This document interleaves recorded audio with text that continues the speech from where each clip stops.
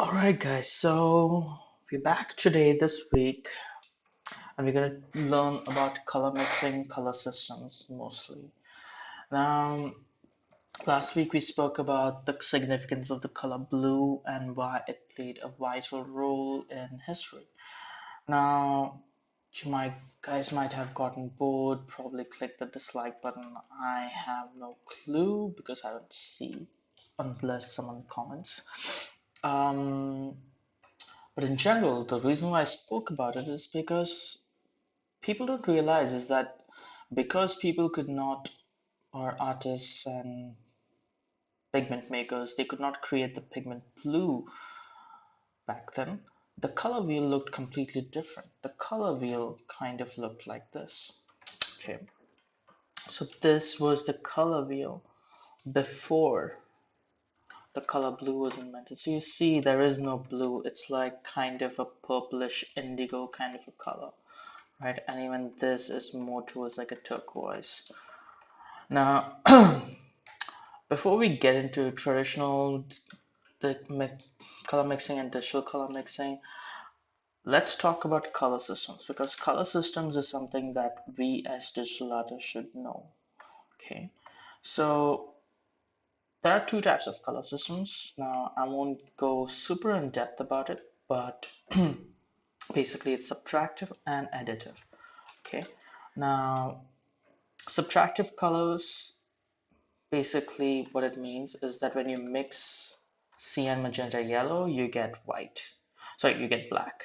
And when you do additive where you mix the red, green, blue, you get white. Okay.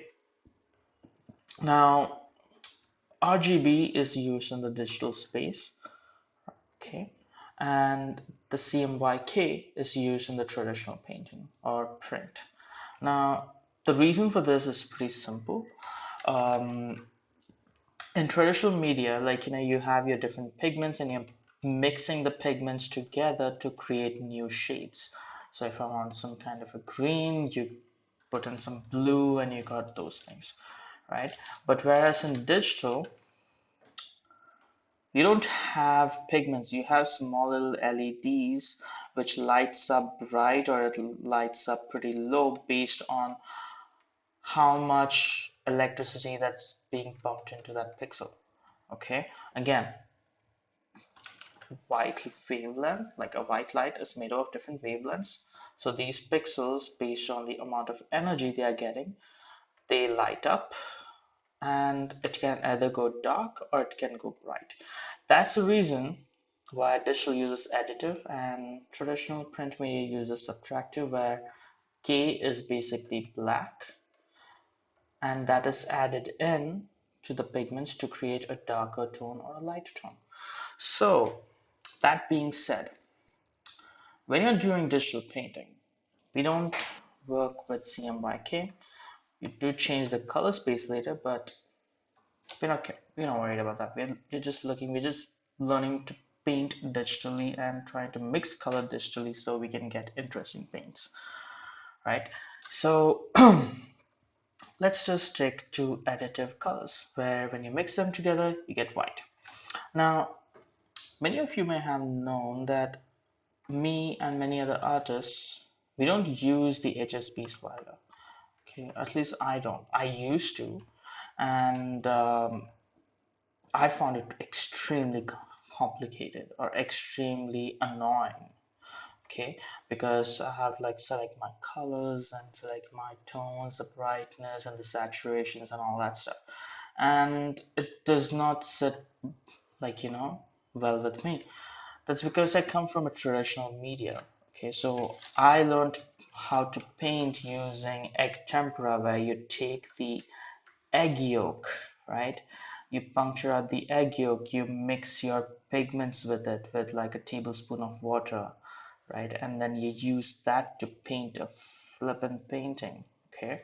And then probably like use acrylic and oils and watercolor. So I did that for probably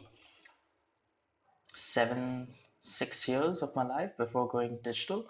And I went digital, like started doing digital painting only in 2017, 2016. Before that, I was just noodling around with my pen tablet, trying to figure out how I can apply the same skills to that. Okay, so by understanding this, I realized that okay, the monitor has a lot of pixels, right? So if I'm putting more colors or more energy, it's going to be darker or it's going to be lighter. Okay. Now, fun fact, you cannot see a dead pixel because a dead pixel is like, you don't see it, right? Because it's completely black. But if you put it against a white background, then you'll see that pixel on your screen. That's basically the LED dot. Now, with an HSB slider, what happens is that you have to select your color, then your saturation, and then your brightness, and you keep toggling them again and again. Now, what I decided to do is change this to an RGB. Okay, now I'll tell you why exactly I use an RGB and how I use it. But before we get to that, I need to also bring in the fact that when you're painting traditionally, right? Let's say that's your canvas and you're having like a subject over there or whatever that blob is. You have your palette, you have your pigments, you're painting your pigments, you have your bucket of water or glass of turpentine or whatever to mix your colors and do the painting. But in digital, you don't have any of those. In digital, what you actually have is an algorithm, okay, which works in conjunction to the painting software that you use. Okay, now this algorithm has a lot of limitations. So even though we work in the additive spectrum, it has a lot of limitations to it. Okay, now what are those limitations? The limitations are color mixing is not exactly accurate. Okay, now what do I mean by that? So let's say I take a nice bristly brush like this textural brush. Let's say I took some red, painted that in, and let's say I took in some yellow. Okay, I got some kind of orange, right? Fine, color mixing works in this spectrum. Now, but let's say I want to mix this red, okay, with some blue. So I come down and I say, all right, let me just take that blue and let me mix that. Okay, cool. I got a nice little purple or a violet. Then guys will be like, hey, but what the hell are you speaking, Ten? Like, this does not make any sense.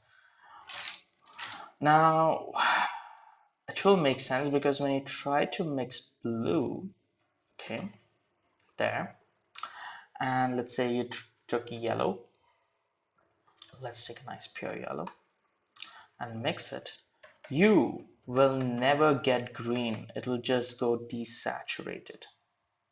See that? Let's do it again. Blue, and then we take yellow, a nice bright yellow, and you will never get a nice little green. See that? It just goes darker side of the yellow. See that? Nothing. And even the value shift, it shifts towards the red, in fact. See that? Boop, boop, boop. So yes, color mixing in digital is not like traditional. So this is the limitation that you get because of the algorithm using additive colors. Now, there is a way to counter this, and that's what we're going to talk about. And this is going to cover the rest of your color theory video.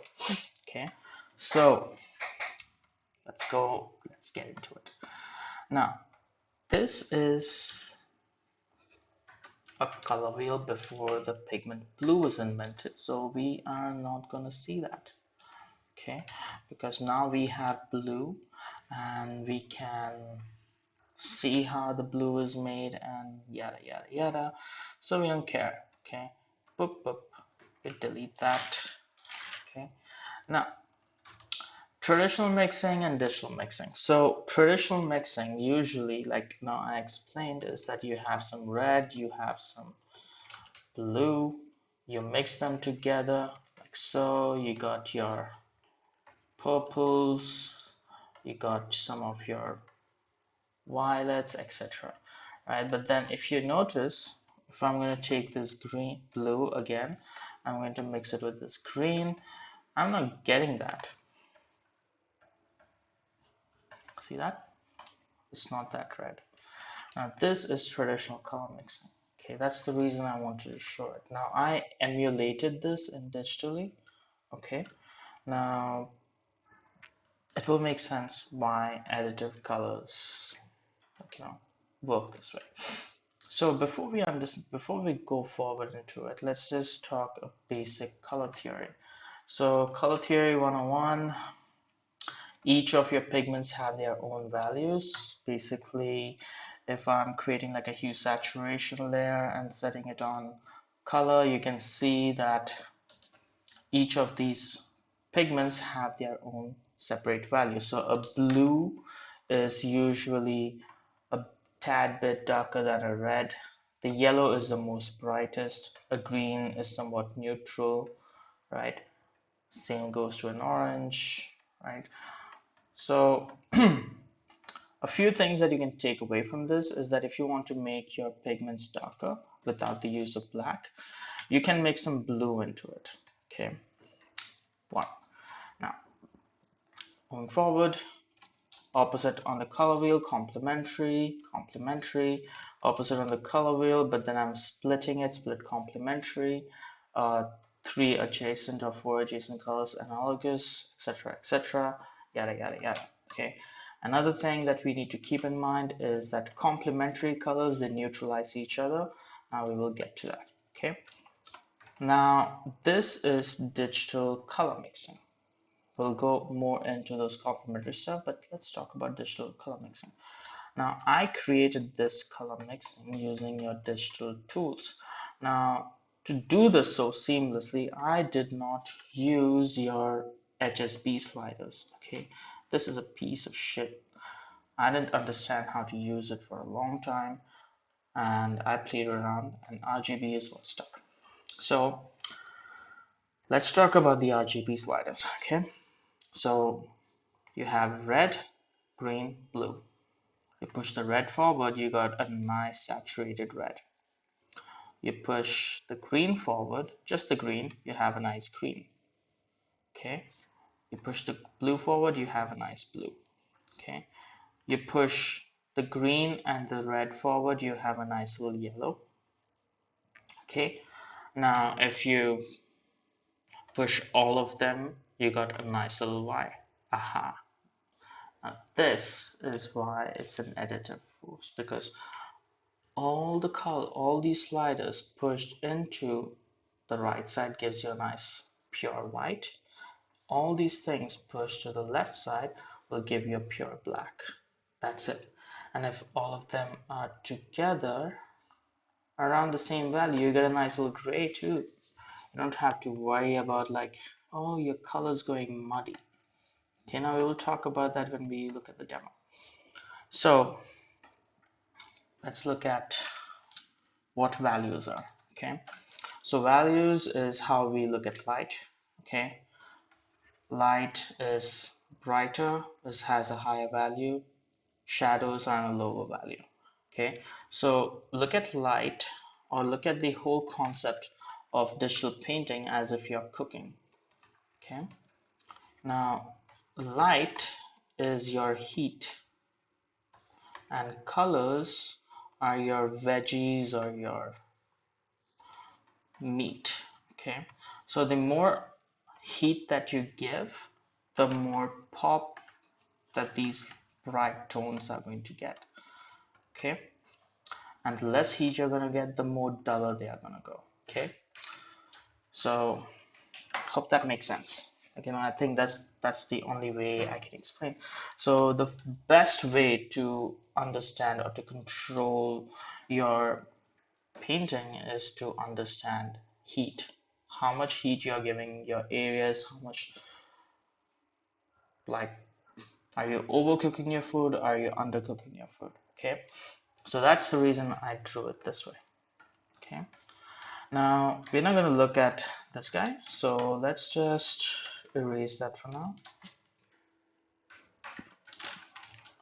All right, so why do I use this guy? Okay, so let's say I want to do the whole color mixing thing again. Okay, so I created my red. I have my yellow. Okay, and I have my blue. Now let's say I want to mix red and blue together. So all I would do now over here, I'm not going to do it this way because this is the traditional color mixing, right? We are not going to do it the traditional color mixing. We are going to do it the digital way. In fact, I'm going to take an opaque brush. Okay. Now all I'm going to do is I'm going to add in a bit, since we are already having a nice blue, I'm going to slide in that red tone. So you can see how the tone changes.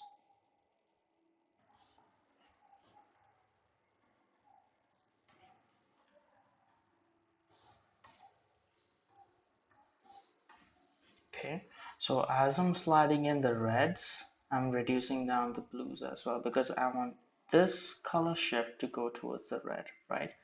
But as it's that easy, so I have a nice little blue. I want to get a bit of purples, so you can see here, you can see there is purples already, so all I'll do is just bring it over there and bam, I got a nice purple. I want to get this purple a bit darker. All I will do is get the blue slider a bit lower. Why? Because all the sliders to the left side or to the right side is going to give you a white. That's all. Bam. Let's say I want to go from a red to a yellow. I have a red, I have a yellow. Slowly move this forward. So I have a nice little orange. And this orange looks better than the orange that we see in, you know, mixing in colors directly. See that? And I want like one transition color over there, so I'll just do a tad bit. Now I want to mix the green with the yellow, right? Now that's pretty simple. I take the yellow. Now I have the green already, so I'll just push this to the green. That's it. And I got my green. Okay, but I want the green to be a bit desaturated towards the blue, so you can see how just by pushing this a bit towards the blue, my green became a bit neutral. Okay, now let's say I want to like say go towards this bluish tone, so I will just push this and I'll push down the green slider. So it's a bit desaturated, so let's do that again.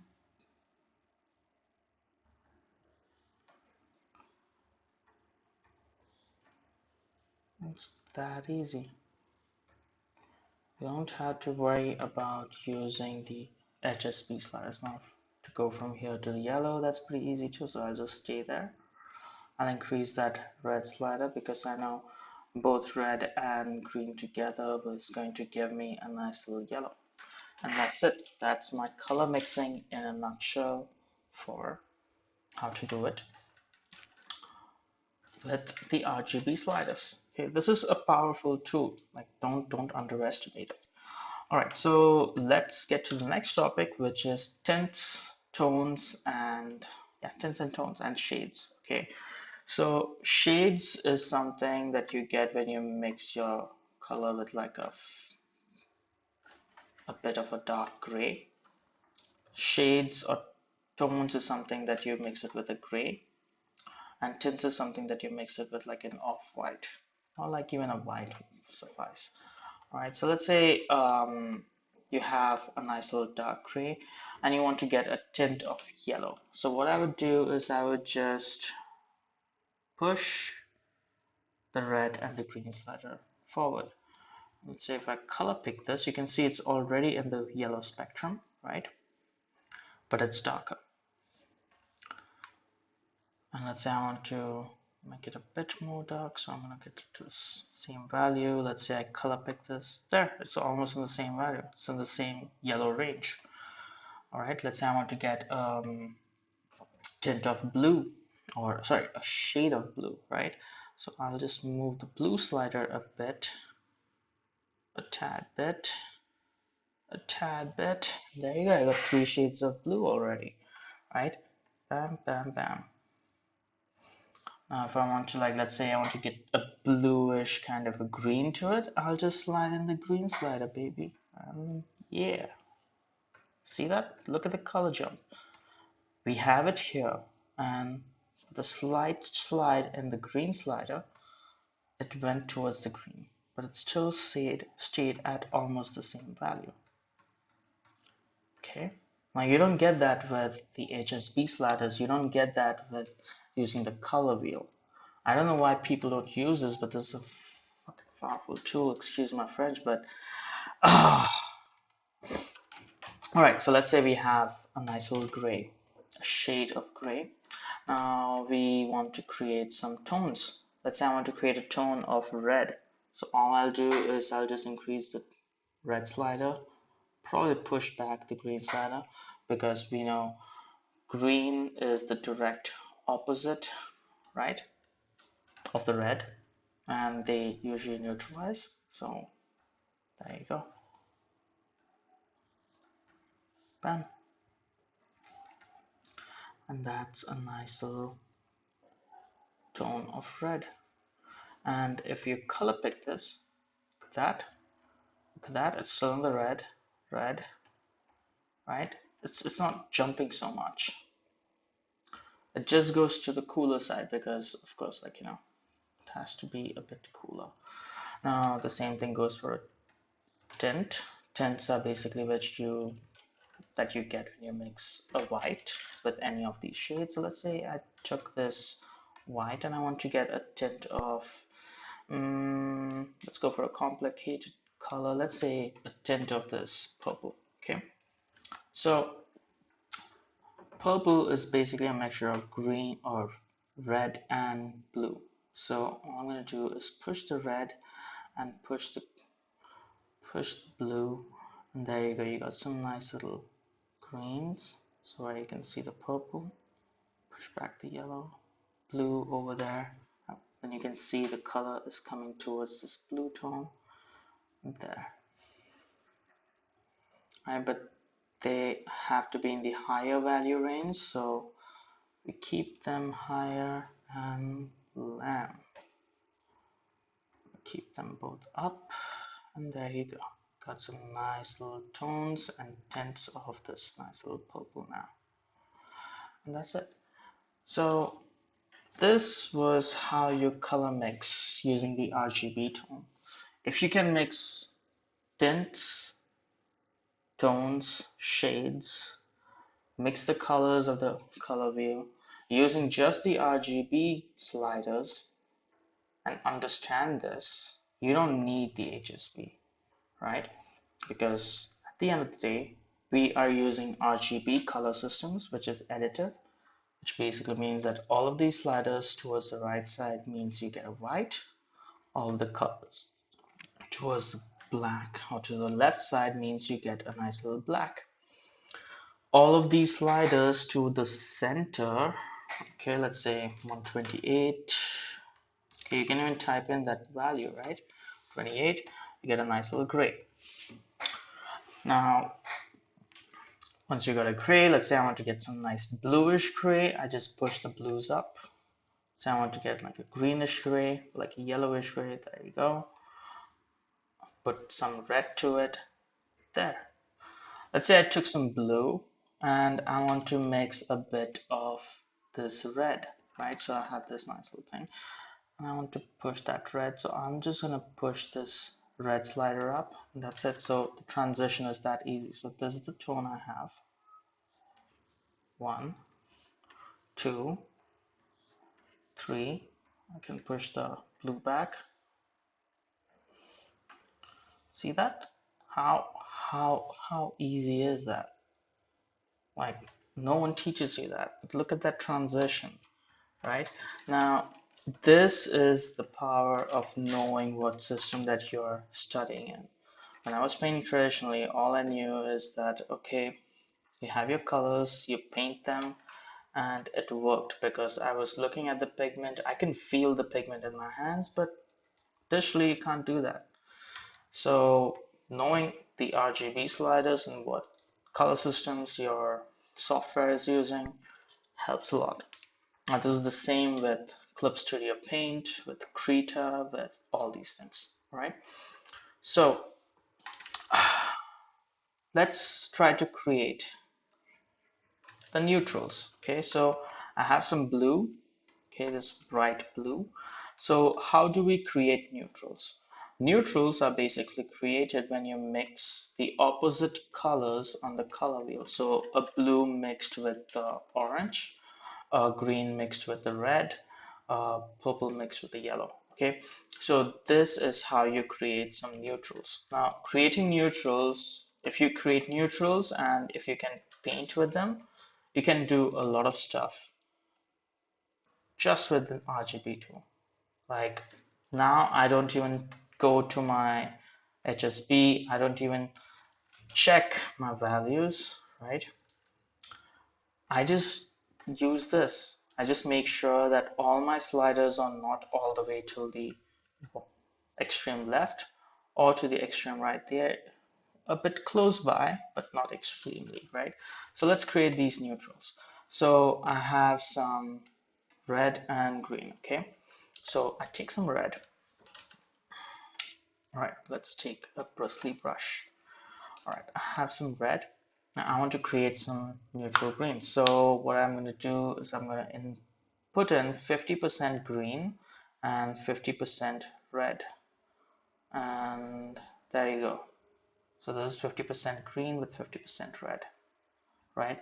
So bit of the red mixed in, bit of the green mixed in. See that? So basically, when you try to mix your reds, okay, so basically from your warmer colors, right? So till here is your warm colors, and from here is your cool colors.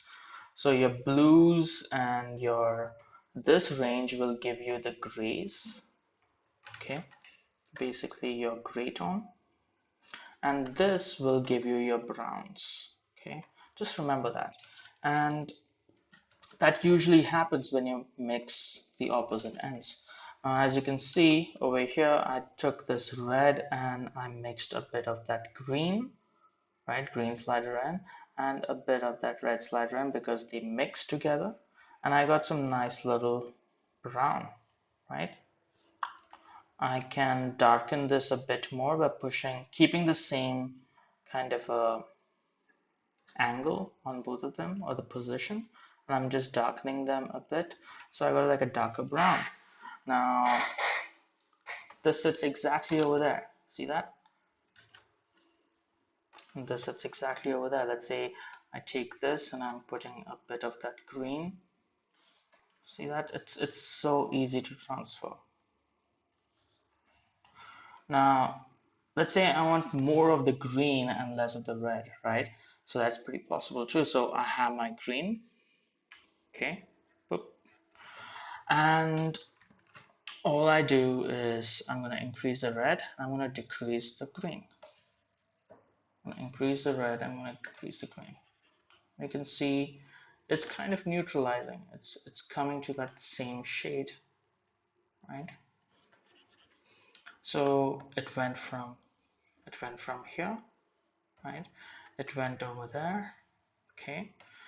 It went this, went there, it went there, it went there, and finally I can as close as possible. Now these two colors are so close that you can see, like, the joy that it creates. Okay, now let's try to mix blue and orange together. Okay, so blue. Now we know orange, we get orange when we have the red slider all the way up and the green slider over here, right? So now we have orange. Now we're gonna put in some blue.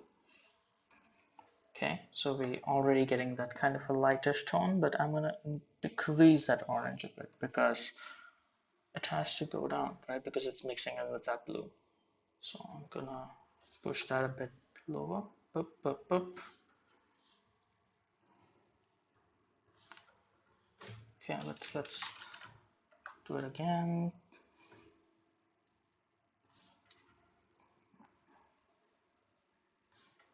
Going to slide these guys down because orange is going down in value as it's coming towards here. Right, so basically we're neutralizing it. And bam. So that's how easy it is to create all these tones using the RGB node, right? Now, if you were doing the same transition using the HSB, let's look at that. Since we did it for RGB, so we have the red, like, okay, the red mixes with the green, so you mix it over here, then you push it down, okay, and you go from the red to the yellows, right, instead of having a straight little transition like that you see from the RGB. Okay, so that's the difference. By knowing this, you can understand a lot. Now, I hope this is informative to you guys, and like I hope this is something very interesting that you guys are learning, because I don't see a lot of people talk about this, or at least in this way. I'm talking about it is because I come from a traditional background. I painted for an acrylic and all these egg tempera. I'm mostly focused on egg tempera and acrylic. So egg tempera is basically you create the medium from egg yolk and pigment powders and do that. So let's say I want to create a ball. Okay, now let's just paint a simple circular ball. Say this is the default color of that ball. Okay, now we're gonna stick this with a light. Okay, so I'm gonna place in a nice little dark kind of a tone. Boop, boop, boop. All right, let's just keep the RGB slide and let's take everything else out. We don't want that. Okay, now, all right, maybe we might want the layers, but okay. So let's say our light source is orange in color. Okay, basically it's white, but it's kind of like emanating that orangish kind of a tone. Boop, boop, boop.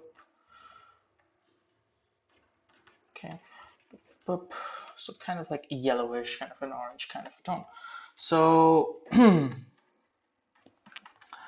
this is the base color for our ball, right?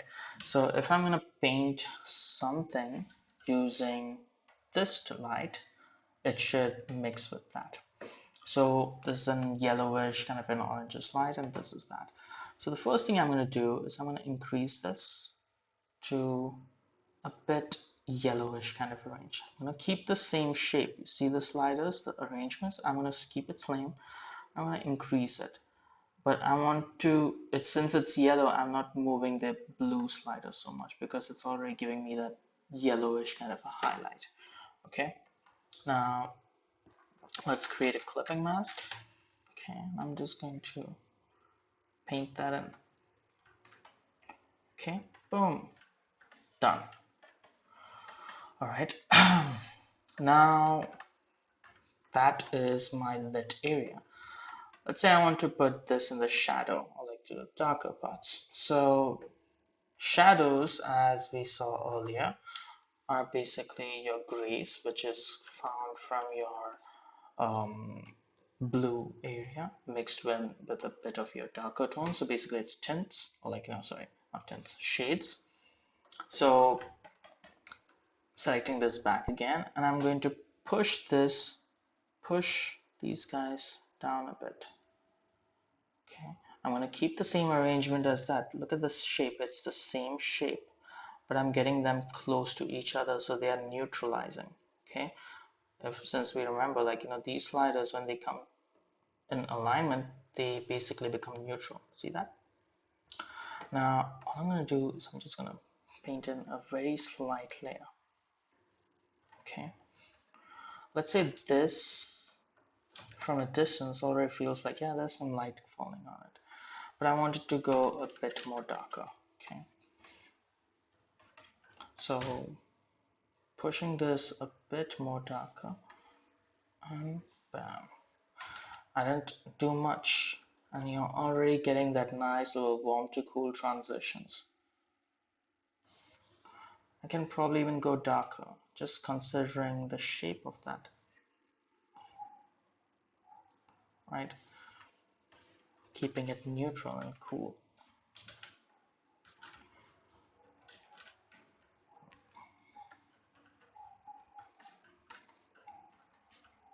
Now, I want a bit of that intensity to increase, right? Let's remember we told about light being the heat, and we are cooking. The painting is the cook. No, you're the cook, and the painting is the food that you're cooking, right? So let's say I want to increase this, get it a bit more fiery. So I'm going to increase that a bit more, increase even the blue slider, bam. And I'm using a very different scatter brush. I'm not using some fancy little brush. I'm just using a scatter brush. And you can see how nice it looks already, right? Let's say now we place this whole thing inside a bluish kind of an area, okay, kind of like a desaturated blue kind of an area, like so. So since we spoke before, light has the property of dispersion. It disperses and, like, it spreads around. So this blue is going to affect that, right? So all I'm going to do is I'm going to take that, okay, and as I'm getting it lower, I'm not going to move the blue slider so much, so it stays a bit cooler. See that? I haven't pushing the blue slider out a tad bit, a very tad bit. I wish these sliders were a bit bigger, but I'm using an old version of Photoshop. So now let's say I want to add like a nice little bounce light. So picking this guy again, pushing it, like neutralizing them, basically getting them more closer to this tone, right? And I'm just going to apply it right there. And I'm going to take this shadow area. It's not dark enough, so I'm just going to get it out. See?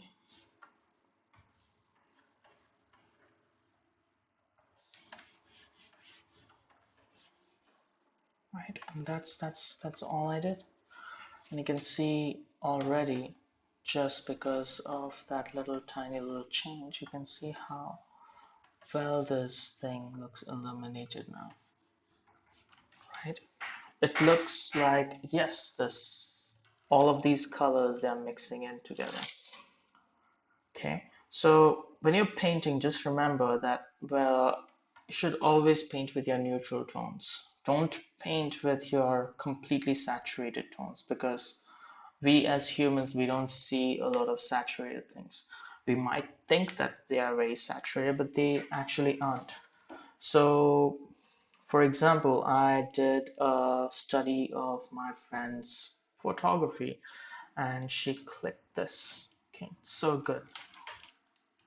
Now over here we think that this purple, like, this pink is so saturated, but let's look at the saturations. Okay, so clicking that, you can see the saturation does not exceed that, right? That's the highest saturation it goes. When it's darker, yes, it does, but at the same time, when you go dark, your colors are getting more muddied, right? Not so much heat is being applied to those colorful areas, so you don't see a lot of those things. That's the reason why it just looks very muddy, even though it's very saturated. But in general, you don't see that saturation so much. It's mostly how you play with your neutrals and how much heat or how much cooking that you're applying to it. All right, so let's look at this demo that I did, and I'll talk a bit more about that. So in this demo, I'm just doing a film study. So film study, right? So everyone does this. Now, as I spoke before, digital is RGB and film, like traditional printing, traditional painting, uses the CMYK color system, right? Where you're mixing certain amounts of blacks, certain amounts of grays to get your shadows, to get your tints, to get your all that whatnot, right? But let's say in film, when you're watching a movie, you are not looking at the movie for how the film was shot. You're actually looking at like the film after it goes through a lot of post processing. It goes through color DI and all that stuff. Nowadays, like a lot of digital film cameras, they use, I think, a color system called log, right? I'm not exactly sure of it, but it's something called log 32 or so. And what basically does is that it cuts out the brightest whites and the darkest darks. So when your post-processing editing is going on in your film, you can add your color grain, your color grading, and all that stuff. But when you look at film, as in film cameras, where you have like a film roll and you're recording through that, you don't need to worry, you don't have the luxury to edit those things. So you entirely just stare at what you're looking at and you're trying to take a picture. So the colors that you see are more raw and more precise. And there's not so much of post-processing involved. Okay, so just keep that in mind. So if you're doing a film study, try to go for directors who use an actual film camera and not a digital camera. That will help you improve your colors a lot more. Now, all right, so what am I doing over here? So in this demo, you can see that I have my light source set. It's coming behind the sun, sorry, behind the building. Uh, yeah, it's a very overcast kind of a evening or early morning kind of a shot. Now, even though it looks bluish, I have added like a few hints of greens over there. And you can see that I'm constantly color picking using the RGB sliders. Okay, now I want the colors to be a bit brighter. I push them to the right side because mixing all the colors together in an additive color system gives you white, right? And pushing them to the left gives you a black. And something to keep in mind is that my colors over here are not that saturated. They're actually very neutral. Okay. Now, why do I say neutral? Is because neutrals communicate well together. Right. I think Marco Bucci, another YouTuber, had mentioned it properly, like how to paint with neutrals. If you have a lot of bright colors, like you don't know what you're looking at. But if you have a lot of neutrals and just a subtle hints of bright tones, you know what you're looking at. Okay, so over here, this is the perfect example. I'm using the same kind of theory that he talks about, and I painted my entire background with like a neutral green, a neutral turquoise, a neutral blue, a bit of grays and browns added to that. Okay, and I'm just pumping in the complete opposite of it. Not the opposite, but more like a bit saturated yellows. Okay, I'm not doing something that is like, oh no, this is a bit ugly or so. No colors are ugly. Okay, fuck racism. I'll talk about racism as the video goes to the ending mode. But now I added this yellow, and you'd think that this is the yellow, right? It looks yellow. It's because colors are relative. But what's actually the colors that I've chosen over there is a yellow, but a bit of blue in them. So since we add blue, it goes a bit green, right? And I chose a bit of yellows in the beginning, and all I did was I just increased the blue slider on the RGB sliders. I got a bit of nice little greens to it.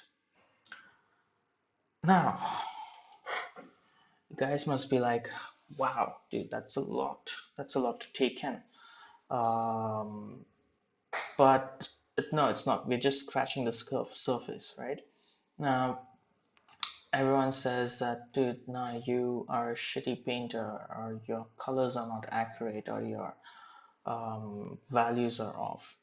Just try, like, using the RGB sliders. They kind of helped me, right? At least painting directly with colors. Okay. Now, how do I put this? Okay, so racism. Okay, so everyone is talking about races, colors, and like, oh, you are a brown skinned guy, or you are black, or you're white, or you're red, you're purple, you're blue. Ah, and it kind of like trying to put a nice little note. You cannot make a good painting with just one kind of color. When you look at a painting that was done by, let's say, Andrew Zahn, right? He only used black, white, red, and probably a bit of cadmium yellow. And his painting looks colorful, okay? He did not use so many colors. You cannot create a painting, and you cannot create a painting by just using one color. Now, put this analogy to racism, or people who are being racist, right? You cannot rule this world. The world would not look beautiful with just one race. The world looks beautiful with all the people with all different kinds of skin color. That's the beauty of a painting. A painting has its dark, light, colorful, bright moments, but it's how you arrange them, it's how you treat them, it's how you respect these colors and these tones that gives it away. Now, yeah, so if someone's being racist, just tell them that, like, you can't have just one color dictating the whole world. World would be very stale, right? Like, you can see just by mixing three colors, like the RGB sliders, you can get so many colors out of it, right? Now, we as humans, we can do a lot more. So, just ending the talk with that. But RGB colors, right? RGB color sliders. Try using them. Like people use the color wheel and all that stuff, but it's kind of important. Okay, so finally, what I'm doing over here is finishing this painting using like a high pass filter, making it stand out. And since it is a study from a film, I'm applying it a film grain. So let me show you what I did over there. Okay. So, all right, cool. So this was a painting. Now I have applied something called a chromatic aberration. So you can see right there, there's a bit of chromatic aberrations.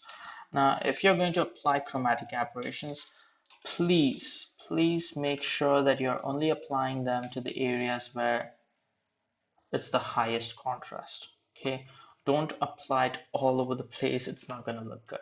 Okay, so I hope you guys enjoyed this talk about the RGB colors, and hope you guys use it, and I want to hear your thoughts about this.